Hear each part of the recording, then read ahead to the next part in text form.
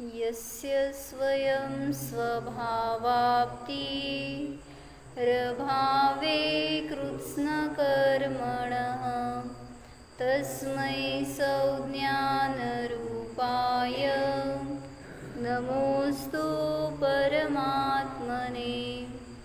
योग्योपादानयोगेन दृशदस्वर्णतामतां द्रव्यादिस्वादिसम्पत्तां वात्मनोऽप्यात्मतामतां वरं व्रतैः पदं दैवं नाव्रतैर्बत नारकम् छायातपस्थयोर्भेदः प्रतिपालयतोर्महान् यत्र भावः शिवं दत्ते द्यौकियद्दूरवर्तिनी यो नयत्याशु गव्यूतिं क्रोशार्धे किं ससीदति ऋषिकजमनातङ्कं दीर्घकालोपलालितं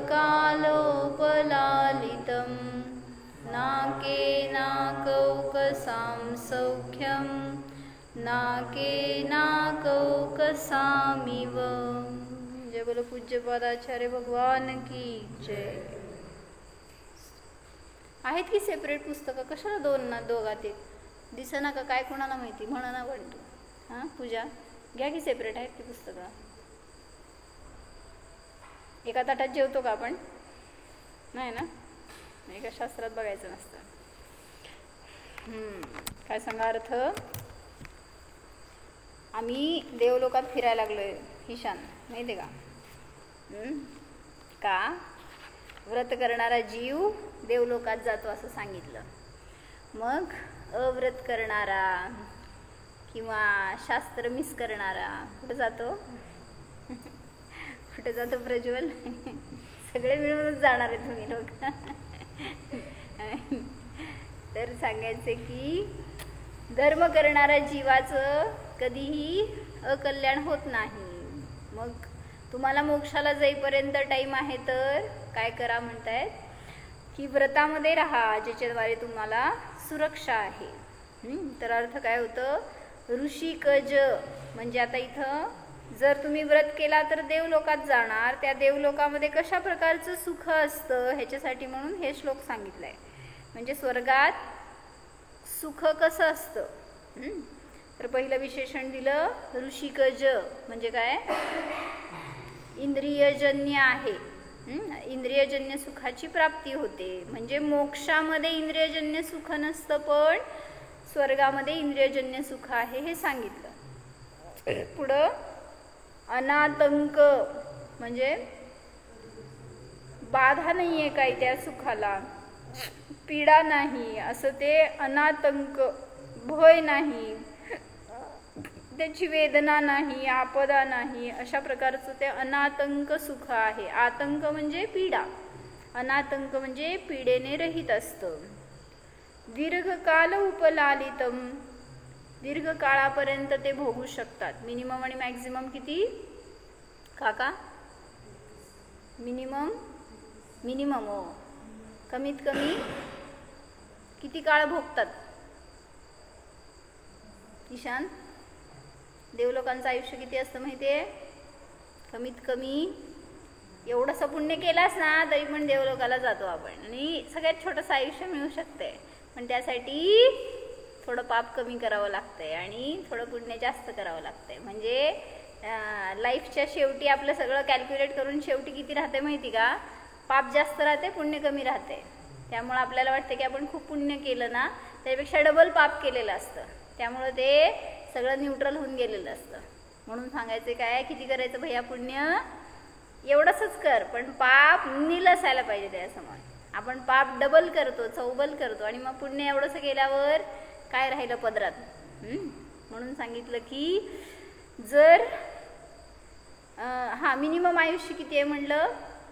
काय पाहिजे त्यांना? चटई पाहिजे का? पुढे या की, इथे या की पुढं, ईशानच्या समोर या। ईशान फोल्ड कर ती चटई।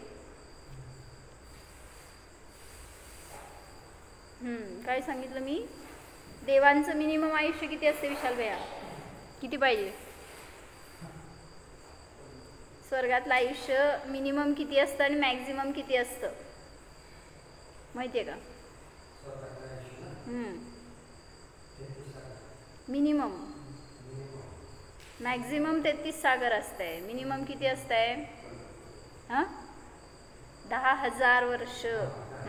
आपण नरकातलं असलो होतो ना माग, म्हणजे 3ऱ्या अध्यायामध्ये सांगितलं त्यांनी 10,000 वर्ष कमीत कमी जगणार, त्यापेक्षा कमी जगत नसतो देव. म्हणजे जसं तुम्ही इथं कोणी बेबी जन्माला आला आणि मेला असं होऊ शकते, पण तिथं देवलोकामध्ये चान्सच नाही. मिनिमम आयुष्य किती? 10,000 वर्ष. आणि मॅक्झिमम आयुष्य किती? 33 सागर. म्हणजे अनेक वर्ष आहेत, असंख्यात वर्ष येतात त्याच्यामध्ये. तर नरकात पण सेम सिच्युएशन. काय म्हणले? कमीत कमी 10,000 वर्ष जगावं लागतं. लिहा भैया. आणि पहिल्या नरकामध्ये आणि मॅक्झिमम 33 सागर पर्यंत जगावं लागतं. मरण नाही तिथं. काय पण करा तुम्ही, मारा, काटा, आत्महत्या करा, नो चान्स. सगळे देवच. देवांच्या मध्ये परत टाइप्स आहेत की त्यांचे. इंद्र, सामानिक, त्रयस्त्रिंश, असे वेगळे. पोलीस, काय म्हणायचं, सुरक्षा गार्ड किंवा लोकपाल, असे अनेक प्रकारचे. सगळे मी एकच अर्थ म्हणले, सोडा. लोकपाल म्हणजेच पोलीस असते, म्हणजेच गार्ड असते, पण असं वेगळे टाइप्स आहेत त्यांच्यामध्ये. एक पिता टाईप, एक इंद्र टाईप, असे 10 प्रकारचे देव असतात. तर म्हणजे मला म्हणायचं आहे की जर तुम्ही देवलोकात गेलात तर मिनिमम किती आयुष्य राहावं लागणार? 10,000 वर्षपर्यंत. आणि तिथं इंद्रियजन्य सुख भोगायला मिळणार. छान आहे का नाही? पाहिजे का नाही पूर्वा? आता आणावं की वही आज तरी. आपण नसताना आपण त्यात लिहित असतो. पूजा, ईशान. तर काय सांगितलं? दीर्घ काळापर्यंत ते सुख भोगतो तो जीव. कोण? आणि 4थं विशेषण काय दिलं?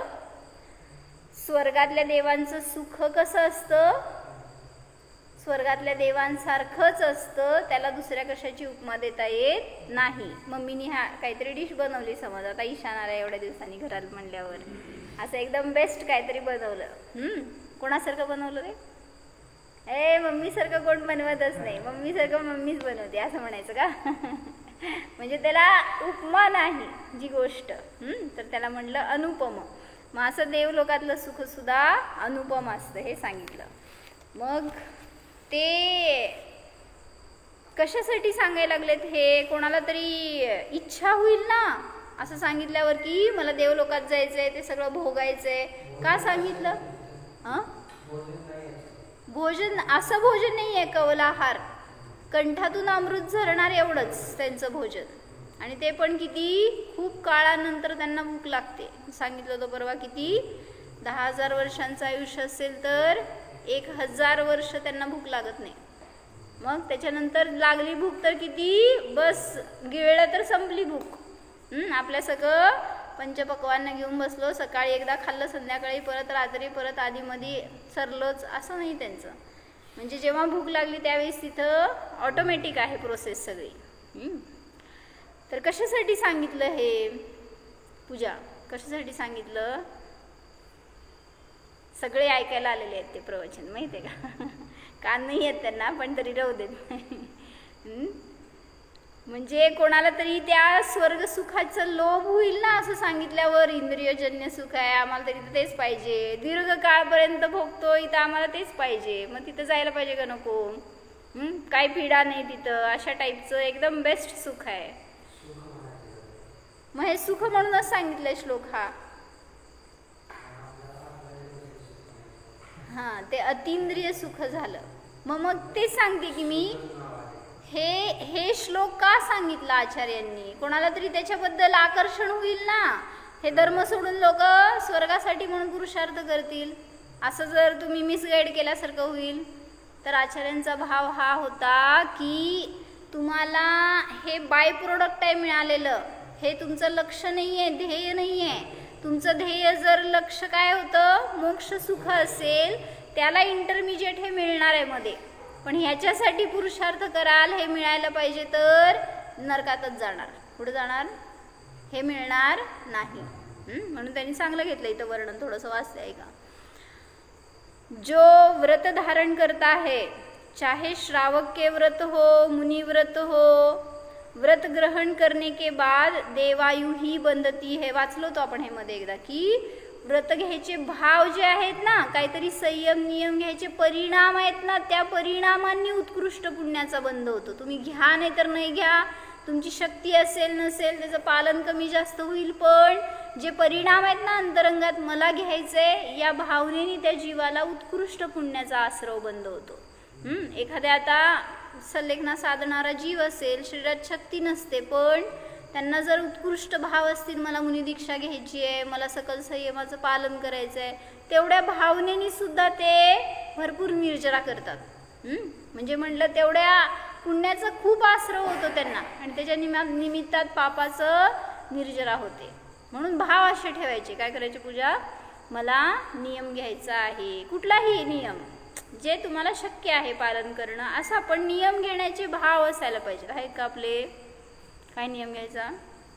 म्हण मी ब्रह्मचर्य घेते. ईशान, पूर्वा, म्हणजे एखादा नियम तरी आपण घेण्याचे भाव करा रोज. ते संस्कार आपल्यावर असावेत. काय घेता हो नियम रोज? नियम काय? रोज एक नियम घ्या असं मी म्हणते. काय घेतो प्रज्वल? विशाल भैया घेऊ शकतो ना रोज एक नियम, काय तर काहीतरी घ्यायचा. काय घ्यायचा? हा, पेरू खायचं नाही आता. काय तुम्हाला बरं असलं घेतलं तरी चालतंय, काय घ्यायचं असेल ते घ्या, पण एक संयम आपल्यासाठी. की आता काल मी प्रवचन ऐकलं एक, त्याच्यामध्ये सांगितलं त्यांनी, मी मंदिरात मोबाईल आणणार नाही. सोपं आहे का नाही? मग का आणला? म्हणजे मी जबरदस्त वाक्य ऐकलं असं ते सांगितले. म्हणले चक्रवर्तीच्या 6 खंडाच्या वैभवापेक्षा महान परिग्रह आहे तुमचा मोबाईल. म्हणजे ते चक्रवर्ती मंदिरात जाताना सगळं सटखंड बाहेर सोडून जातो देवासमोर, आणि तुम्ही काय केलंय? षटखंड घेऊन आलाय, त्याच्यापेक्षा जास्त घेऊन आलाय. बरोबर. म्हणजे सगळ्यात मोठा परिग्रह आहे ते सांगितलं त्यांनी. आणि विचारामध्ये जर तो परिग्रह आहे तर म्हणजे काय म्हणलं, सगळ्यात मोठं पाप झालं. म्हणजे त्यात भलेही तुम्ही बघत नाहीये पण बरोबर आणलंय. म्हणजे मग त्या एकांनी म्हणलं आम्ही मोबाईल रेकॉर्ड करायला आणलंय. म्हटले जाताना वाजलं तर उचलणार नाही का? म्हणजे आहेत ना चान्सेस, तुम्ही घेऊन आलाय म्हणजे काहीतरी त्याचा वापर करणार. मग आणू नका ना. मोबाईल मंदिरात लागत नाही आपल्याला दर्शनाला येताना, कधी पूजनला येताना सकाळी. कशाला तो परिग्रह जवळ ठेवायचा? म्हणजे वाजलं तर त्यांना सोडून तुम्ही त्याच्याकडे बघणार की नाही? कोणाची व्हॅल्यू झाली? म्हणजे इम्पॉर्टन्स कोणाला दिलं गेलं? किती चुकीचं आहे मग ते. भलेही तो खूप इम्पॉर्टंट कॉल असेल तरी सुद्धा भगवंतांच्या समोर काही इम्पॉर्टंट नाही. त्यांना द्यायला वेळ आणलोय ना आपण, तेवढा वेळ भलेही 10 मिनिटं बसत असणार तुम्ही मंदिरात, तेवढ्या वेळासाठी निर्विकल्प करा. जे काय तुम्ही दर्शन करणार, ध्यान करणार, पूजन करणार, एवढा नियम चालतंय आपल्याला. म्हणायचं आहे? म्हणा. किती दिवस म्हणायचंय? म्हणा. पूजन करायला आलेलं असताना कुठं ठेवायचं मोबाईल? घरी ठेवायचं? गाडी ठेवाय त्यांनी लगेच तुला ऑप्शन द्यायला लागले. आणू नको म्हणून सांगितलं चालत नाही. म्हणा तुम्हाला किती दिवस घ्यायचंय. मंदिरात येताना मी मोबाईल आणणार. घरातलंच कायमचं सोडा म्हणून सांगायला इतकं का टेन्शन घ्यायला लागले? म्हणजे मंदिरात आपण दर्शन करायला आलोय, त्याचा लाभ आपल्याला व्हावा त्याच्यासाठी आलोय, तर तेवढ्या वेळासाठी निर्विकल्प राहू शकतो. ईशान इथं म्हण जाऊ देत. इथं आहे तोपर्यंत मंदिरात दर्शन करायला येताना मोबाईल आणणार नाही. आपल्यासाठी चांगलं आहे ते. आपली एकाग्रता राहणार नाही. तर फोन येणार आहे तेवढं थांब 5 मिनिटात जाऊन येतो मंदिरात असं म्हणल्यावर सांग मंदिरात किती आला आणि तिथं बाहेर किती राहिलाय. इथं येऊन सुद्धा वाचतोय का, आला का फोन, तो आला का, म्हणजे सगळी चंचलताच ना. मग काय निर्विकल्प वितराग दर्शन होणार हो तुमचं. म्हणून सांगितलं त्यांनी असं, मोबाईल हा सगळ्यात मोठा पापाचा परिग्रह आहे, म्हणून त्याला आपल्या जवळ ठेवू नका. तर व्रत ग्रहण करण्याचे परिणामच तुम्हाला उत्कृष्ट फळ देतात. व्रत ग्रहण करने के पहले यदि अन्य आयु बंध गई है, सांगितलं होतं परवा की नरक, तिर्यंच आणि मनुष्य हे 3 जर आयु बांधले असतील तर त्याला व्रताचे भाव होत नाहीत. आणि मनुष्य पण नाही. आणि जर देवायू बांधली असेल तर व्रताचे भाव होतात, किंवा व्रत घेतल्यानंतर आयु बांधली असेल तरी देवगतीलाच जाणार. काय कळलं? आता या समयाला तुम्ही आयु बंद केलाय. ह्याच्या हा पूर्वीचा समय, हा नंतरचा समय समजून घ्या. तर या समयामध्ये या समयात तुम्ही आयु बंद केला. ह्याच्या पूर्वी जर या समयात आयु बंद करणार आहे, तर ह्याच्या पूर्वी व्रत केलं असेल तर नियमाने इथं देवायुच बांधली जाणार.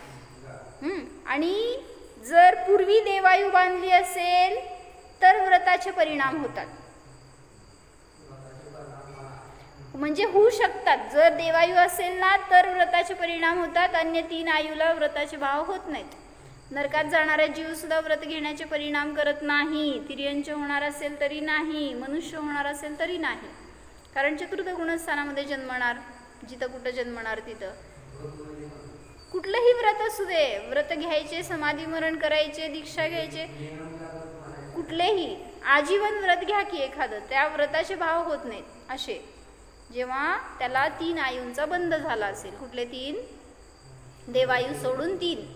म्हणून आपण स्वतःची परीक्षा करण्यासाठी एवढं करायचं नियम विचार की आपण व्रत घेऊ शकतो का, घेण्याचे भाव आहेत का आपल्याला. म्हणून रोज भाव तरी करायचे मंदिरात भगवंतांच्या समोर, मी मुनी होणार, मी मोक्षाला जाणार. जेवढे उत्कृष्ट भाव करतोय ना, सगळं संक्रमण होतं सगळ्या साधा कर्मांचं, सगळ्या पाप प्रकृतींचं वगैरे. तेवढे उत्कृष्ट आपले भाव असायला पाहिजे. जिसने देवायु बांध ली है या तो उसके व्रत होगा, या जिसने कोई आयु नहीं बांधी है परभव के लिए उसके व्रत होगा.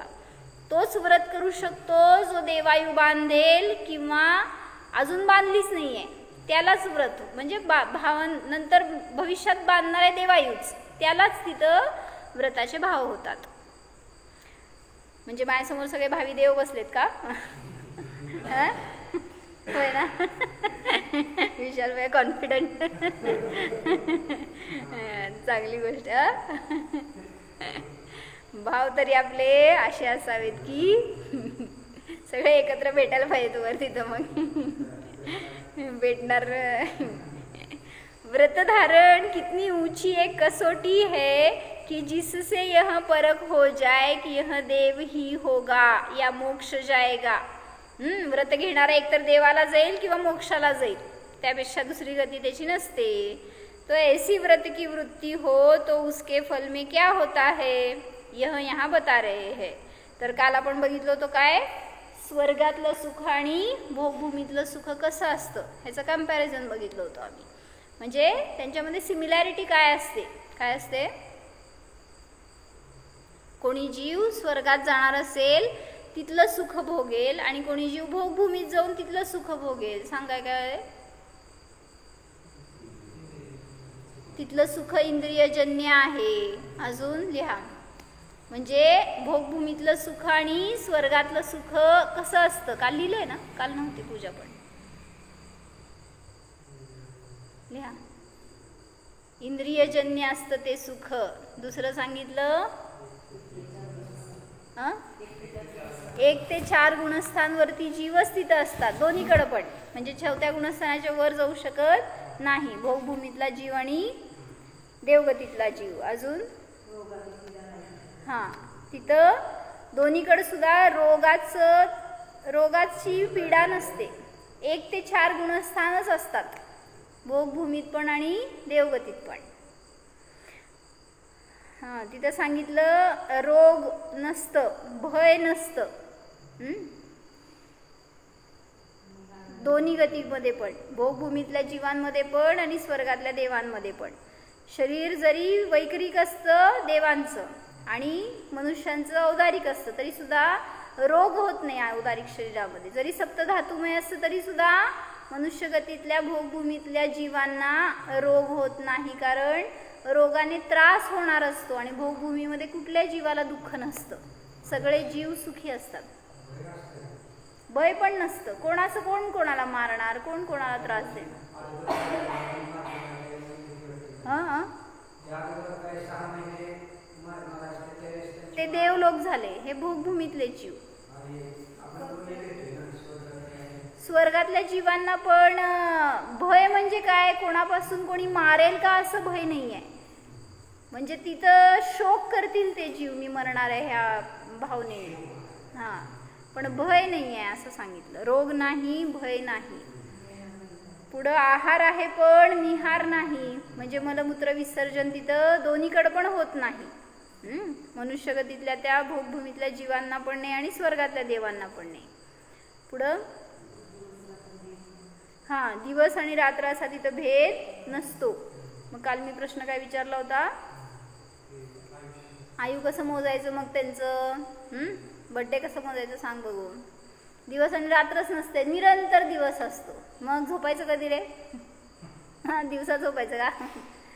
म्हणजे तिथं आयु कशी काउंट करायची तर सांगितलं, जरी तुम्हाला दिसत नाहीये सूर्यचंद्र फिरतायत, हे कुठं भोगभूमीतलं म्हणते बरं का मी, पण सूर्यचंद्रांचं गमन तर चालू आहे, त्यामुळं कालाचं परिणमन चालू आहे म्हणून आयु मोजली जाऊ शकतेच. मग ते देवलोकातली असेल किंवा मनुष्य भोगभूमीतल्या जीवांची असेल, दोन्हीकडे पण आयु मोजली जातेच. पुढं अजून एक काय सांगितलं, नैसर्गिक जीव बघून बस सगळीकडं. नैसर्गिक बाधा नसते म्हणजे काय, भूकंप झाला, काय वीज पडली, काय पूजा, अतिवृष्टी झाली, अनावृष्टी झाली, असलं काय प्रकारचं कसलीही नैसर्गिक बाधा तिथं नसते. कुठं भोगभूमीत पण नाही आणि स्वर्गात पण नाही. त्यामुळे या नैसर्गिक आपत्तीने कोण मरत नाही. लिहायचं होतं आपल्याला, काय लिहिलं.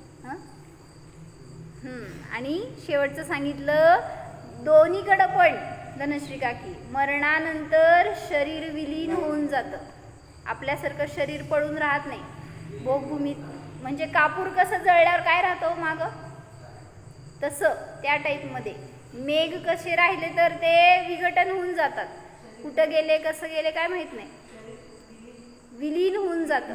म्हणजे विघटन होऊन जातं त्याचं. वैक्रिक शरीराचं आपल्याला माहिती आहे का, ते जर देव मेले तर कापूरप्रमाणे शरीर नष्ट होऊन जातं त्यांचं. तसं भोगभूमीतल्या जीवांचं पण शरीर विलीन होऊन जातं. तिथं शरीर मागं पडून राहत नाही. आपल्या सगळं डेड बॉडी पडली आहे, किती साचायचे म्हणून, म्हणजे तिथं मागं कोण बघणारच नाही आहे, कारण दोघं युगल जन्मतात, दोन्ही युगल मरतात एकाच वेळी. भोगभूमीतले जीव नियमाने स्वर्गातच जातात. हां, नरकात जात नाही कोण. देवगतीतले जीव मनुष्य तिर्यंच्यात येणार. देवगतीतून हां एकेंद्रिय पण होतील, मनुष्य तिर्यंचे पण होतील, पंचेंद्रिय. नरकात जात नाहीत. नरकातले देवात जात नाहीत, देवातले नरकात जात नाहीत. इंटरमिजिएटमध्ये यावंच लागतं. म्हणून एक सिमिलर पॉईंट काय सांगितला, मरणानंतर दोघांचं शरीर विलीन होतं. ही समानता सांगितली. आता डिफरन्स सांगा काय काय असेल. स्वर्गातलं सुख किंवा स्वर्गातलं आयुष्य आणि भोगभूमीतलं आयुष्य, ह्याच्यामध्ये काय डिफरन्स असेल. कल्पवृक्ष दोन्हीकडे आहेत, देवलोकात पण आहेत आणि भोगभूमीत पण आहेत. काय डिफरन्स. म्हणजे मनुष्यांचं शरीर औदारिक असतं आणि देवांचं शरीर वैक्रिक असतं. त्यामुळं औदारिक शरीराला अनेक लिमिटेशन्स येतात, तसं वैक्रिक शरीराला लिमिटेशन्स नाहीत. कुठेही जातील, सूक्ष्म असतं. इथं हे सूक्ष्म नाही आहे शरीर, दिसतं असं डोळ्याला आपल्याला स्थूल. देवांचं भोगभूमीमध्ये मनुष्य आहेत. हां, भोगभूमी कुठे आहे. हां, आता आपली इथं कर्मभूमी आहे ना. आता कुठला काळ चालू आहे, 5वा काळ चालू आहे. जेव्हा पहिला, दुसरा आणि तिसरा काळ होता ना, तेव्हा भोगभूमी असते. इथंच हीच जमीन, दुसरीकडे कुठं जाऊ नका. पहिल्या, दुसऱ्या, तिसऱ्या काळामध्ये भोगभूमी असते. म्हणजे तशा टाईपचं वातावरण असतं. एक हे सांगायचं आहे. जसं आता इथं वृक्ष आहेत, हे वृक्ष कल्पवृक्ष होते पहिल्या 3 काळामध्ये. कोणाची. भोगभूमीतल्या जीवांची उंची खूप होती, आयु खूप होतं, उंची खूप होती, सुख खूप होतं, सगळं अधिक अधिक अधिक. मग नंतर ऱ्हास होत गेला. अवसर पिढीमध्ये ऱ्हास होत जातो, उत्सर पिढीमध्ये चढत जातं सगळं असं. तर म्हणायचे भोगभूमीमध्ये औदारिक शरीर आहे तर त्याला तहान भुकेची पीडा असते. आणि ते जेव्हा भूक लागली तर जाऊन त्या झाडाकडं मागतात आणि मग त्यांचं भोजन करून ते आपली तृप्ती करतात. भोगभूमीतल्या जीवांचं आयु स्वर्गातल्या देवांपेक्षा अल्प असतं. म्हणजे स्वर्गातल्या देवांचं आयुष्य हजारो वर्षांमध्ये असतं किंवा सागरांमध्ये असतं. भोगभूमीतल्या जीवांचं आयुष्य पल्ल्यामध्ये असतं, म्हणजे कमी असतं त्यांच्या कंपॅरेटिव्ह. पुढं भोगभूमीमध्ये मरतो कसं जीव, तर सांगितलं पुरुष असतो तो शिंक आली की मरतो आणि स्त्री असते ती जांभई दिली की मरते. द्या बघू. भोगभूमी तिथं नाही. म्हणजे आयुष्यभरात कधी ते शिंकत नाहीत आणि जांभई देत नाहीत, समजते का? शिंकले आणि जांभई दिले की मेले, समजून घ्यायचं. त्याच समयाला आपण किती वेळा आयुष्यात करतोय. पण तिथं ते लाईफमध्ये एकच टाइम शिंकणार आणि एकच टाइम जांभई देणार, दिले की संपले. तर असं त्यांचं मरण होतं. पण देवांचं मरण असं काय या टाईपने होत नाही, त्यांचं मरण वेगळ्या टाईपने. कसं होतं, त्यांच्या आभूषणांची कांती कमी होते, त्यांची आज्ञा मानत नाहीत अन्य देव, असं वगैरे त्यांना सगळं दिसतं चिन्ह की आपला लाईफ कमी होत चाललाय, शेवटचे 6 महिने राहिलेत असं त्यांना समजतं. आणि इथं भोगभूमीमध्ये शेवटचे 9 महिने राहिल्यावर त्यांचं आयुष्य संपायला लागतं. कसं काय? कारण गर्भात बाळ आलेलं आहे आणि ते जन्मलं की हे मरणार. त्यामुळं 9 महाशेष राहिलेत ना शेवटचे, तेव्हाच त्यांचं आयु संपायला सुरुवात झाली असं म्हणायचं. म्हणजे ते युगल जन्मणार आणि हे दोघं मरणार, एकाच वेळी मरतात, एकाच वेळी जन्मतात. आणि ते जन्मलेलेच एकमेकांचे पती पत्नी रूपाने राहतात. म्हणजे एकत्रच जन्मतात, एकत्रच मरतात. पण असं देवलोकामध्ये नसतं. देवांचं आयुष्य खूप जास्त असतं, देवींचं आयुष्य कमी असतं. काय म्हणले ते बघतायत खाली, तुम्ही कशाला बघायला? काय म्हणले? हां, देवाचं आयुष्य देवींपेक्षा जास्त असतं. त्यामुळे एका देवाला लई सांगितलं त्यांनी बरं का, थांबा वाचतेच मी. तुम्हाला हाव व्हायला पाहिजे असं आहे. कमीत कमी 32 देवांगना असतात एका देवाला. किती? बस का ईशान. आणि इथं मनुष्यांना ती एकच असते. त्या भोगभूमीमध्ये एकच नवरा बायको दोघं राहतात आणि त्या लाईफ टाईम असणार. 7 जिएंगे 7 मरेंगे. आणि एकत्रच जन्मणार, एकत्रच मरणार. कोणाचं? देवींचं आयुष्य कमी असतं. नाही, देवी नसते ते एकत्र जन्मत. हे खाली मनुष्यातले, भोगभूमीतले मनुष्य, ते स्त्री पुरुष एकत्र जन्मतात आणि एकत्रच मरतात. पण देवांमध्ये देव एकदा जन्मतात, नंतर देवी येतात त्यांना भेटतात, पण त्यांनी पुन्हा मरतात लवकर. पण ती मेली की दुसरी देवी रिप्लेस झालेली असते तिथं. असं सांगितलंय त्यांनी बरं का. सांगते मी, थांब. पुढं काय लिहित नाही आहे तुम्ही? काय लिहिलं सांगा? काय लिहिलं नाही असं का? मग मी एवढा अभ्यास केला आणि डिफरन्स सांगितलं. पहिलं, आयु अल्प असते भोगभूमीतल्या जीवांची. असं भोगभूमी आणि देवलोकातलं लिहा. काय डिफरन्स लिहायचंय? भोगभूमीतल्या जीवांचं आयु अल्प असतं, देवांचं आयु अधिक असतं. दुसरं सांगितलं, भोगभूमीमध्ये शिंक आणि जांभईने मरण येतं. ठीक आहे.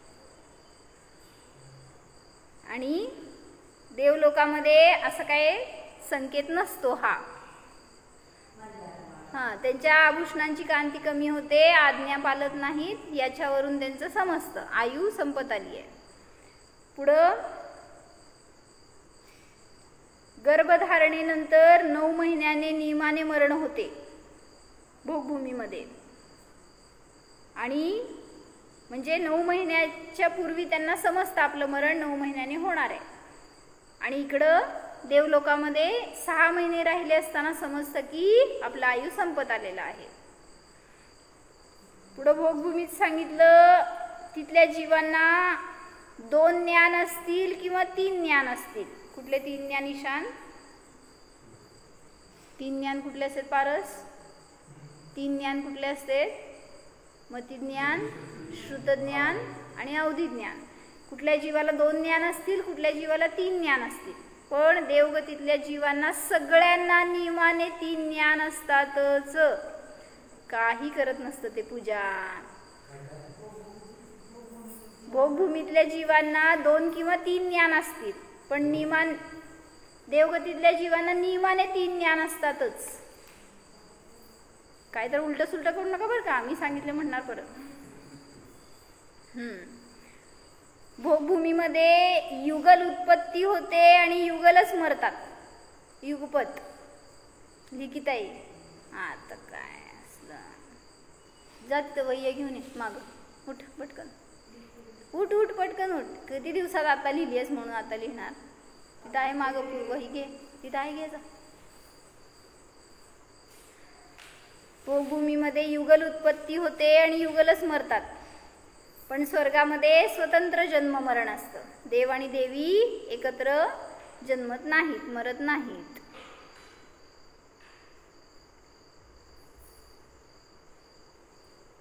पारस वाकला दिसला नाही म्हणून असं असतं वय. घे उठ, आहेत वया, वही आहेत. नको नको फोटो तुझं तो हाताने लिही.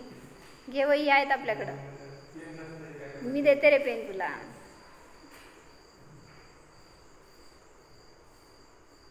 किती झाले पॉइंट तुमचे?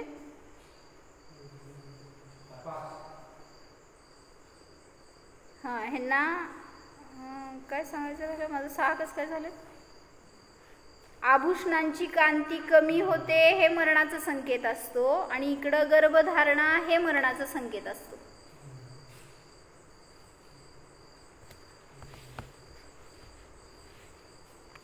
देवगतीमधल्या जीवांना नियमाने 3 ज्ञान असतातच, पण मनुष्यगतीमध्ये भोगभूमीतल्या जीवांना 2 पण असतील, 3 पण असतील.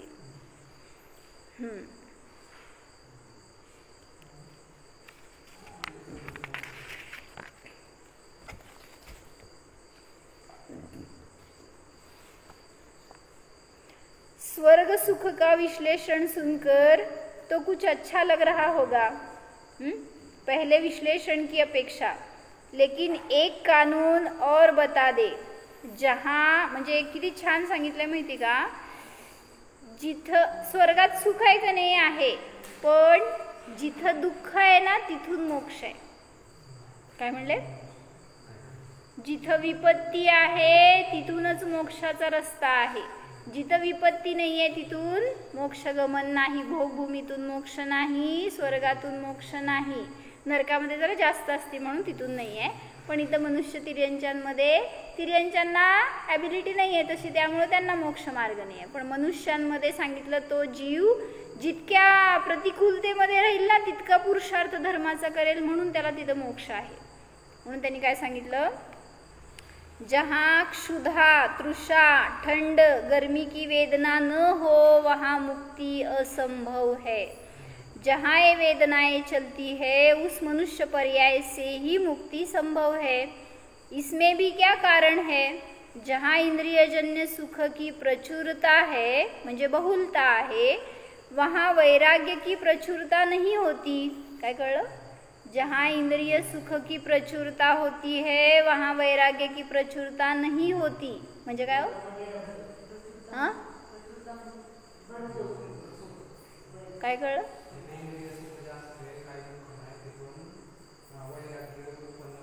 हां जिथं इंद्रिय सुख जास्त असतं ना मम्मी पप्पा भरपूर केअर करतात आपली. सांग किती वैराग्य होणार?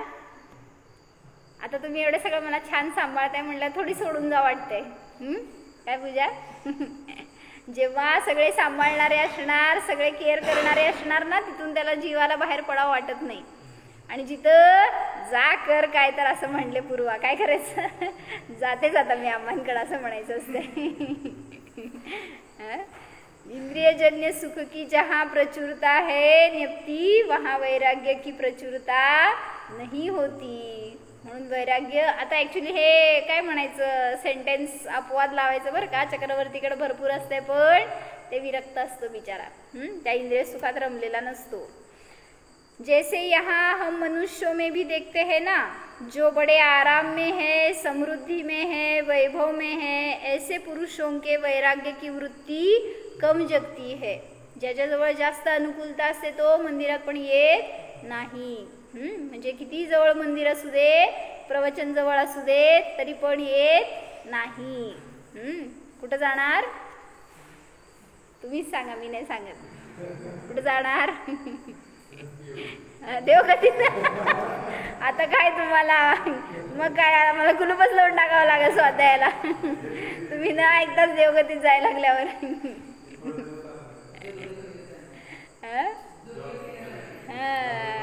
आपली गती आपण स्वतःहून बिघडवतोय.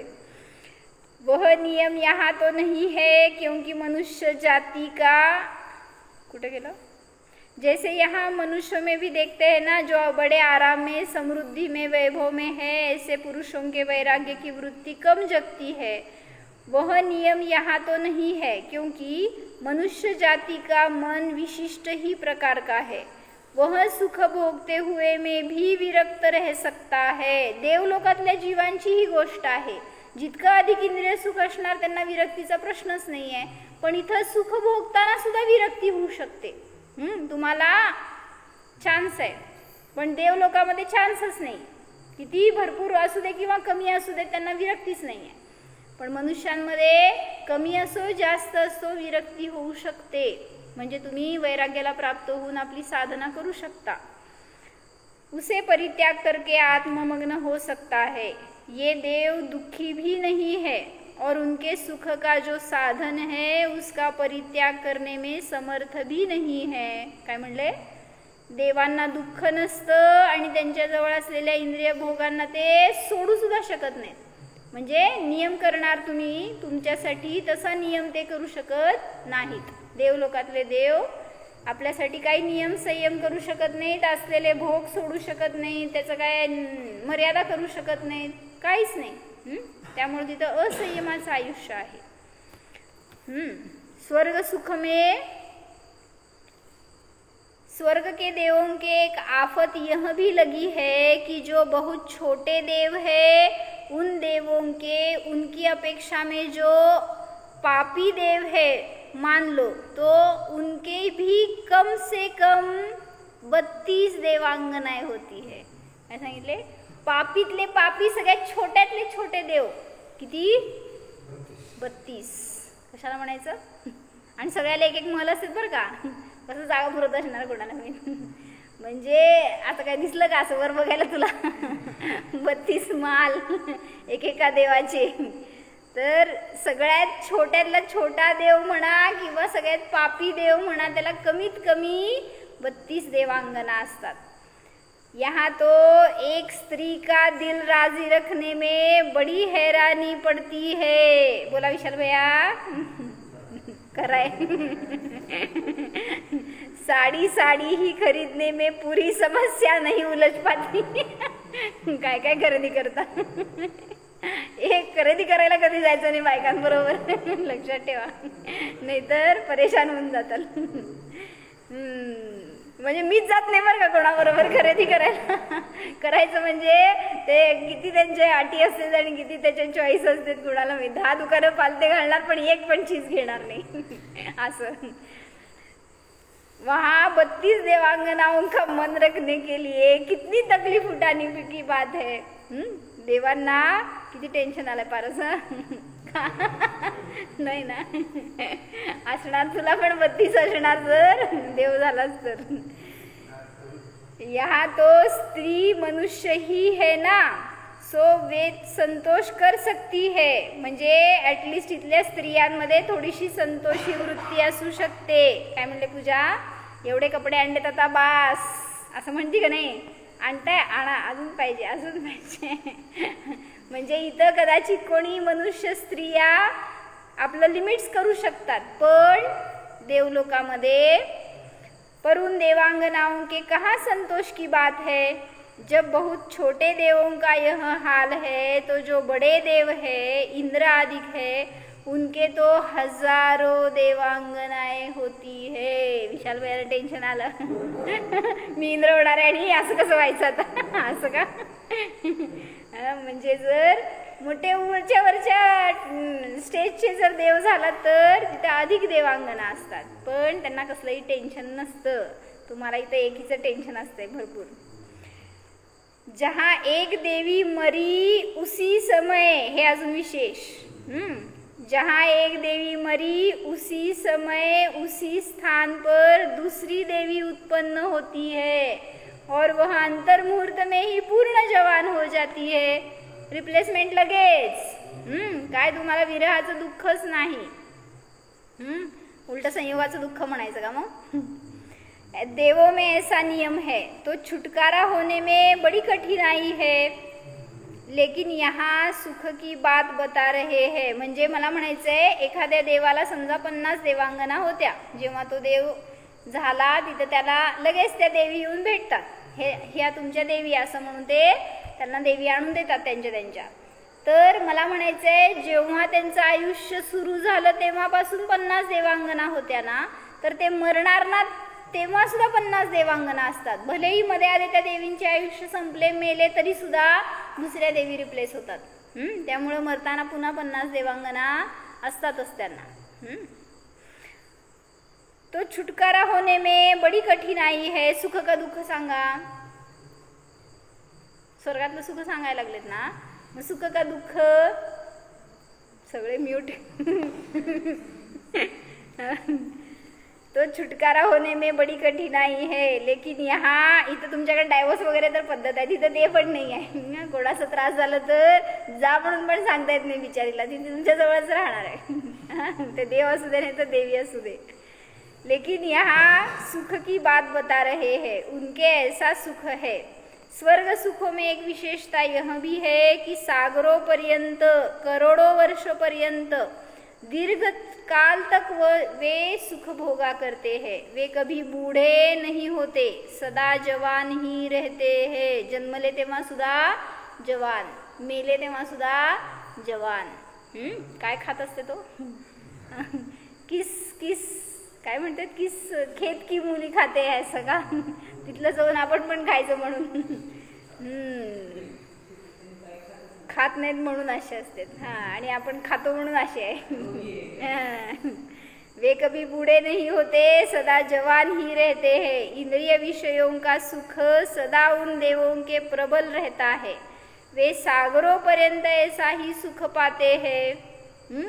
देवों का, आपल्याला वाटते खायला प्यायला छान मिळालं म्हणजे आपल्याला सुख आहे. त्यांना असं खायला डिश वगैरेच नाही आहेत, काय सुख भोगणार हो. कुठं शॉपिंग करायला जायचं नाही, किंवा काय म्हणायचं तुमचं एंटरटेनमेंट असं कुठं फिरायला गेलं, हिल स्टेशनला गेले, असलं पण नाही. सुख काय हो. कुठं जायचं नाहीच की, काय इच्छा करणार, काय इच्छा काय करणार ते सांगा की मला, असं मी म्हणायला लागले.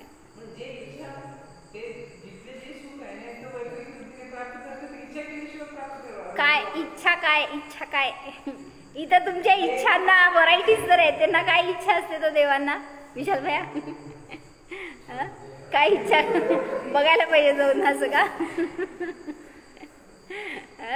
म्हणजे जे पण असेल ना तर ते त्यांना शीघ्र पूर्ण होतात, त्यांच्या इच्छा जे पण असतील त्या.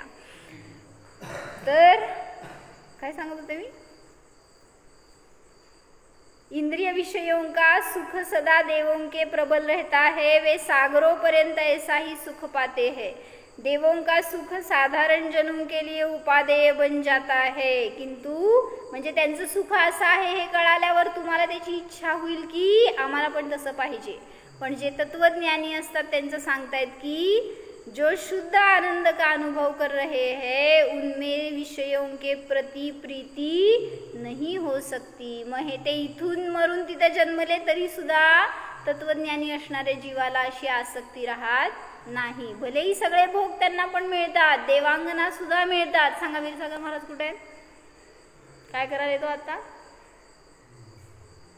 सगळं आहे, नियोग आहे ना. देवगतीत जन्मला त्या जीवाला नियमाने देवांगना मिळणार, तिथं तो त्या आनंदाचा भोग घेणार, सगळे इंद्रिय विषयाचा लाभ होणार, सगळ्यामध्ये राहणार. पण तत्वज्ञानी जीवाची वृत्ती डिफरंट असते. दिसेल तुम्हाला सगळ्या भोगात आहे, पण तरी सुद्धा त्या भोगात त्याची आसक्ती नसते. म्हणून इथं हे संस्कार करून घ्या.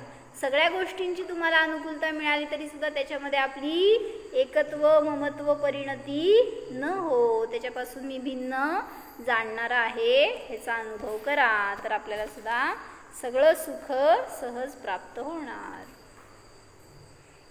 हो.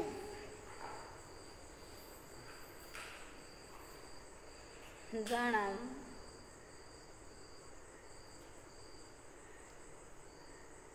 हा मी मनुष्य नाही, देव नाही, तिर्यंच नाही, नारकी नाही.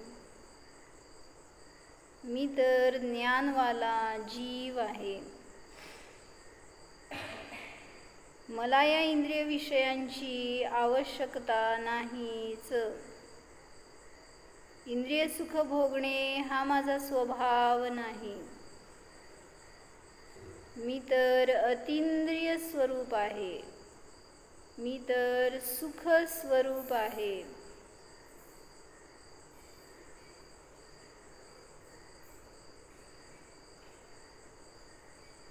ज्ञाता मात्र स्वरूपोऽहम्. निर्देह स्वरूपोऽहम्.